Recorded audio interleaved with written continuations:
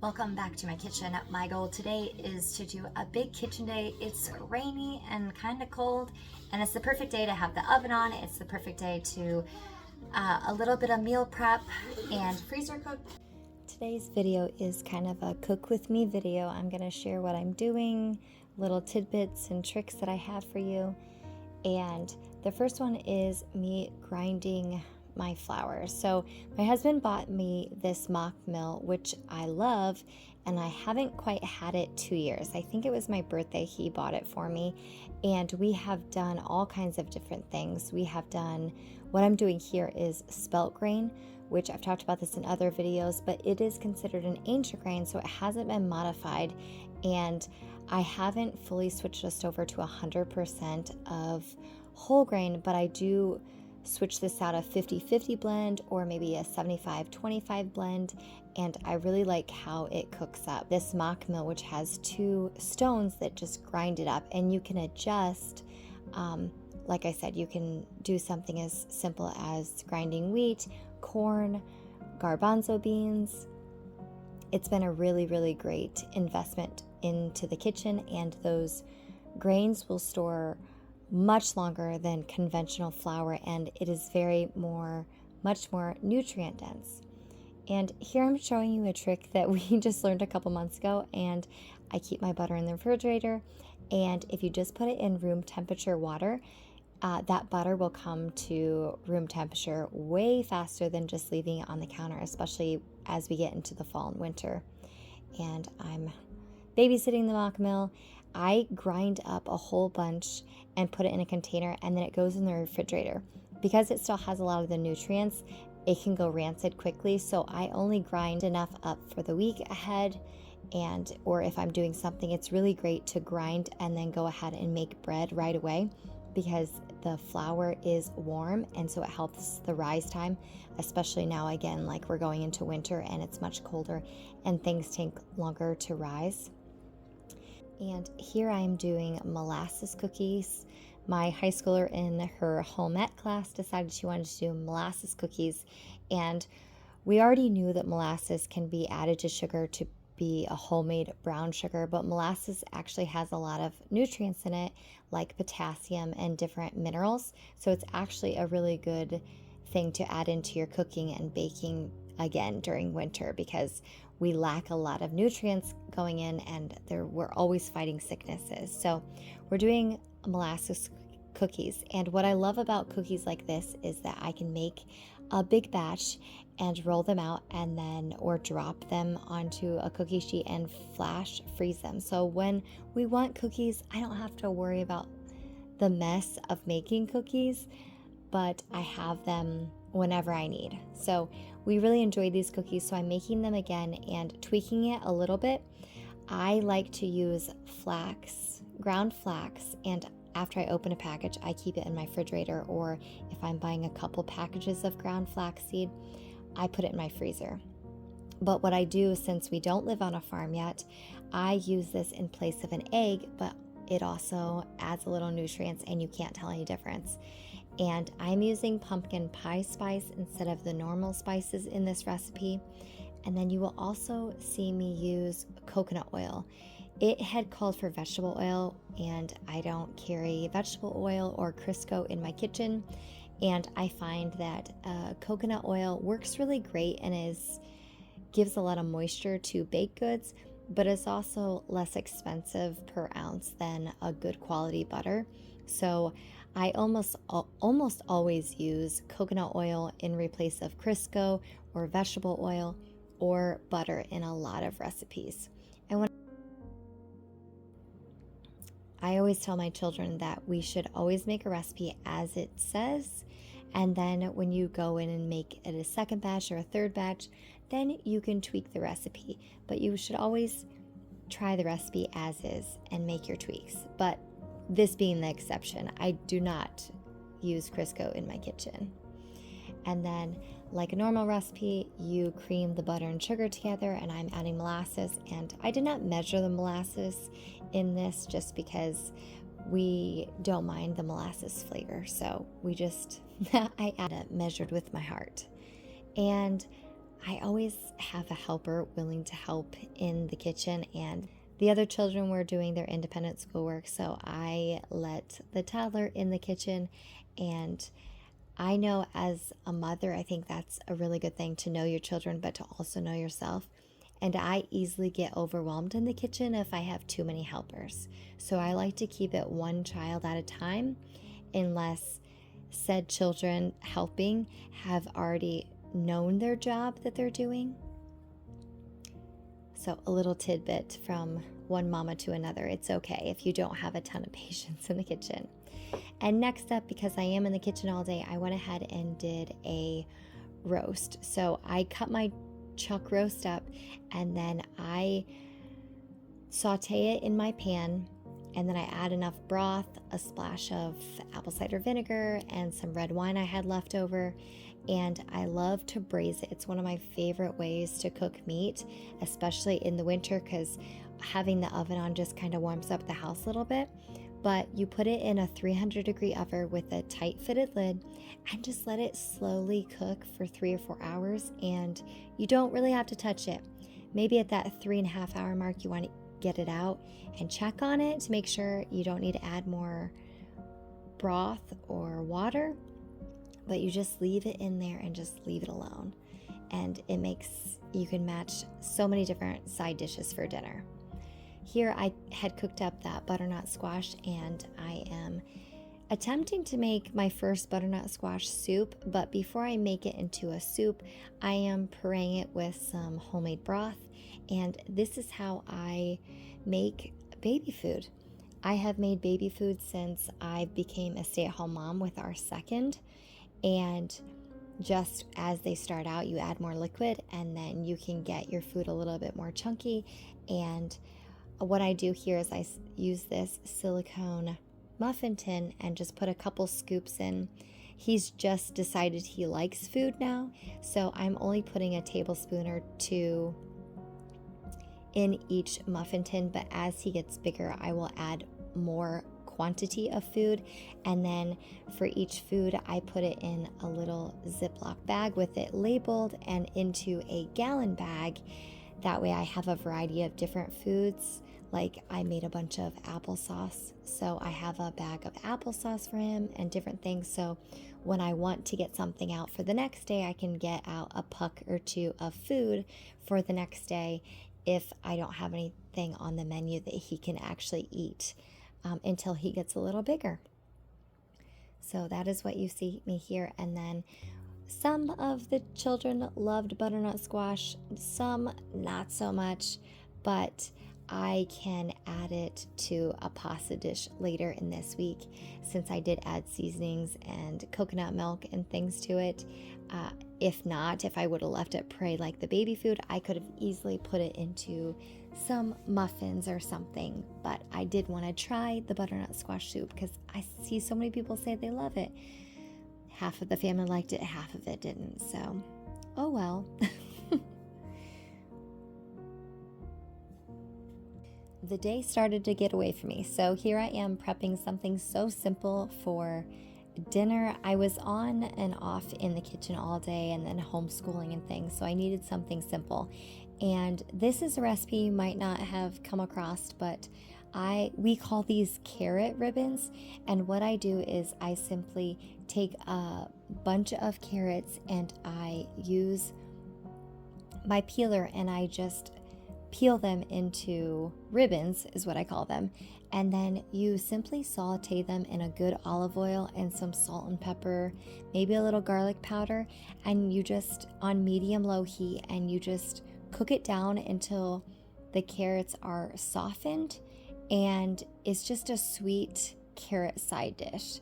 So if your kids like carrots, but maybe not the texture of canned carrots or frozen carrots, which I find rubbery and I hate buying them, this is a great side dish, and it cooks down like spinach. It cooks quite a bit down. So you saute it. It might take 12 minutes maybe on a medium-low heat, and I use tongs and I mix it up, and it's a great side dish to the meat. And here's that meat. It was the perfect amount of broth that I put in there by happenstance today, but it just falls apart. And I will keep that bone to make broth, and I will just mix up this. Today I just served this with some focaccia bread. Some of the kids put meat on bread with some different dressings, and we had the carrot ribbons on the side, and it was a simple dinner with a little dessert. Okay, I did want to show me cleaning this pan. This pan had came out, I had served dinner in it, and it was still warm. And I wanted to show you that even though that pan looks scary when it came out of the oven, that it's all dark, it does wash off. As long as the pan is still warm, that will wash off so easily. And in true mother's fashion, we overestimate what we can do in a day. So this carried over, and the first thing up is making more bread. And I pulled out that spelt flour, so I'm doing a mixture of spelt and regular flour and mixing up a batch of sandwich bread. I have a basic recipe, I can leave it in the description below, but I make this bread 2 or 3 times every single week with 9 people. Simple toast with breakfast. We are going through almost a whole loaf by itself. And this Bosch mixer was another upgrade that we did a couple of years ago, and I'm so happy that it did. I can fit one of my bread recipes, when I double, triple, quadruple it, takes 14 cups, and I can do it in this Bosch versus my old KitchenAid, which served me well, and I actually sold it. It was amazing still, but I just needed a bigger size, and this Bosch has done really well for me. I only mention it because if you have something like this on your Christmas list, I know Black Friday and leading up to Christmas is an amazing time to buy these big ticket items. And I am still keeping my water kefir alive. We do like this juice from Aldi, and I make it into these bottles. I just reused these bottles. Actually, they're half and half bottles, but I didn't want to have to worry about glass exploding in my kitchen. So this is easy to squeeze to see when it is hard. So the pressure has built up, and you can move it in the refrigerator. And then I will refeed this for another day. And I'm trying to slow down on the crackers and chips. It really adds up at the store. So I'm back to making some popcorn. We went through a phase where we ate a lot of it, and then we kind of took a break from it. But it's a great time of year to have homemade snacks, and it stores really well. I mean, honestly, in a plastic container, it stores, for a few days. And my favorite way to use it is just with some coconut oil, some salt, and then I cook it up. And then we have two particular flavors that we really like, which I put butter and this white cheddar cheese I actually get from Azure Standard, and I can link that below. And a little extra salt, because that salt, a lot of it stays in the pan. And I mix this up. And then our other flavor we really like is I will use melted coconut oil with peanut butter powder. And sometimes if I have hot cocoa powder, I can add it in there. That's another unexpected popcorn flavor to have around. And then I just keep this in a clear container, and the kids nibble on it in a day or two. It's completely gone. You can already see it. They're like, popcorn, and trying it out. And then moving on, another snack that I have been making. I haven't been buying granola bars probably in over a year since I found Ruth Ann's recipe, and I have tweaked this and added and changed, so it's a very forgiving recipe as long as you keep the quantities. Recently, a couple months ago in my Trader Joe's grocery shopping, I did some pumpkin Cheerios, and I swapped that out for the Rice Krispie cereals, and it was really great. And sometimes I add chocolate chips, sometimes I add dry fruit. It's really mix and match, use whatever you have kind of a recipe. And coconut flakes are always a favorite in our house. And then what I like to do is I used a 9x9, but my Pyrex 9x13s, I buy the ones that come with a lid, so I can make a double batch of this and lay it out in a 9x13, and then I can leave it in the fridge without having to transfer it to a different container. So a container with a lid is ideal. And I'm really bummed I have not been able to find my Rice Krispies from Azure Standard anymore, the ones I was buying. So I picked up this puffed rice. It worked really well.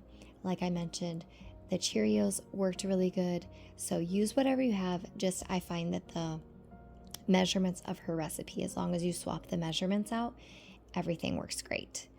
And it is a great one. This also, I will make a couple batches and I will refrigerate it so it will harden and cut it, and then I can move it to the freezer. It's also been great that way. And you can actually, it's soft enough, you can actually eat it straight from the freezer and still be edible.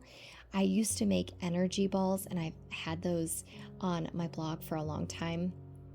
But this uses basically the same ingredients, but I don't have to roll it out into balls and put it on a cookie sheet and freeze it. This is just takes a lot less hands-on time, and I'm so glad I tried Ruth Ann's recipe because it is a definite keeper around here. And I try to buy my oats and honey and peanut butter in bulk, whether that's from Azure, whether that's from Costco, wherever I can get it. And then you actually see I label my, about a year ago, I was starting to try to find out how much of those large quantities I was going through in a 6-month period or a year period. And so I started labeling my jars to see how fast I go through it. And I noticed my honey and my coconut oil don't go so fast through it during the summer months, but I definitely during fall and winter, I bake and stuff more. So I now know how much of those containers worth I need for a 6-month period or a year-long period. And it's just a good way to kind of track, so I can stock up some months that I have more money. I can stock up on something that's more expensive like honey. And if I don't have as much money to stock up on, I can still stock up on something like peanut butter from Costco. I like the peanut butter from Costco for recipes like this because I don't have to melt the peanut butter down. I can use it right out of the tub.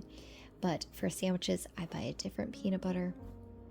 But that's one way you can keep track of your bulk items so you have an idea of what you use in, let's say, a 3-month or a 6-month or a 12-month period.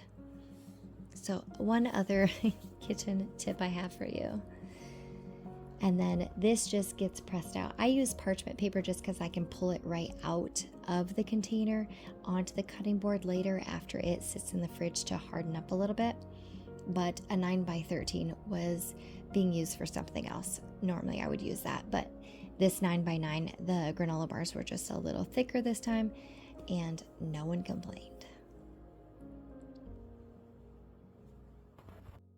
Another swap I did recently is switching out my bread pans. So I still have them, but I did invest in these USA made pans. They're just longer loaf pans, and this recipe is for 3 standard bread loaf pans, but I still use the same 3 loaf recipe, but I can stretch it into both of these pans and make them longer, and then I can and I don't even have to actually butter these pans because the grooves and how it is created. So if my dough is sticky, I do butter it, but also the trick with sticky dough is that if you butter your hands as you roll it up, the butter will kind of transfer from your hands to the dough, and you can still put it in the pan without a big deal. I've never had any major issues with these pans, and when I do swap things out, we are definitely searching for non-toxic, and if we can find it, we buy USA made products, which we are very big on. So I will roll these out, and then I will just use that silicone mat, and I will cover the loaf pans for probably about 30 minutes until it's right on the rib up there, and then I take it off and let it finish rising because it will bubble up over there. But if you leave that silicone mat on, it tends to stick, and then you kind of have a flat loaf when you really tug it off. But solidly 30 minutes in the oven, and then this bread is done. And I am ashamed to say for a long time I didn't know how to clean my Bosch mixer properly, but that middle piece comes out and you can wash it so much easier, and it dries out without getting gross. And then this was a treat for me. I had found hazelnuts in the bargain bin on Azure a couple of months ago, and I was saving them for some treats. And today I decided to do a homemade Nutella, which I have never done before, and I have never roasted anything. So I roasted these for a few minutes. Obviously it should have been longer because the skins are supposed to come off very easily, and I struggled with it, and I said, I'm just gonna leave some of these on. But you just add a little bit of salt, some cocoa powder, some sugar, and then some milk. And in hindsight, I could have blended it longer, or maybe started blending the nuts before adding the other ingredients, because it was a little grainy, but not enough that any of us didn't eat it. So I blended this up, and then I'll show you. It was a little chunky, but I wanted to do a trial run before using it in baking like brownies or something extra fun, or making it into hot cocoa, which this was too grainy to do, but it still turned out. And I show you the texture here. Like I said, it is a little grainy. I blended it, and I didn't want it too runny, so I didn't want to keep adding liquid to it, but it turned out all right. And then the two ways I used it this time was making my own homemade sandwich crackers. So I've done this for a long time, but I stopped trying to buy Ritz crackers because the ingredients are really terrible. And when it's those everyday items that you're eating every day or multiple times a week, those are the items that you need to switch out for a non-toxic option or a healthier option. So I did buy it because of a kid's request. But one thing I always used to do is Ritz crackers and put them on peanut butter, and I would keep it in the freezer, and it just makes a sweet and salty snack. But also the peanut butter just didn't like melt everywhere because it was frozen. You could eat it before it actually melted all over you. So I decided, since I had some, I was going to make a Nutella peanut butter cracker sandwiches, and again kept it in the freezer, and this lasted like a meal and a half. It did not last long because everyone kept sneaking them, but it was good enough that it shall be repeated with some leftover Ritz crackers I still have. And then the other way, I put whatever I didn't use here, I scraped and put it into a container. And then I also made an afternoon coffee with the leftover Nutella that I couldn't scrape out, and it was amazing. But the next day I made puff pancake. I add sourdough and it changes the texture of puff pancake, and it's delicious. And added some Nutella to the warm puff pancake and some raspberries, and it was amazingly delicious. Thank you for joining me in today's video. I hoped you learned something. I hoped you got some ideas, and I will see you on the next one. Bye.